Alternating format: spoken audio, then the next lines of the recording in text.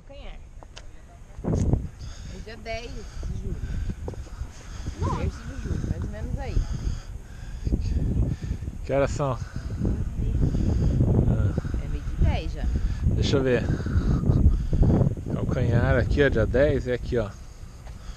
Ó. Pera aí. Aqui, ó. Que horas são? Mas você não tá no dia certo, né? Não, a julho aqui, ó. É 10 de julho. Não, 10 de julho aqui, ó, calcanhar, ó. Então, a gente tá dando meio-dia, meio de 10. Então, mas... Pera aí, aqui, ó, pronto. Mas ele está em agosto já. Então vai, mamãe, você, vamos ver. Vamos ver, Henrique. Tira uma foto da mama. Deixa eu tirar uma foto da mama aqui, ó.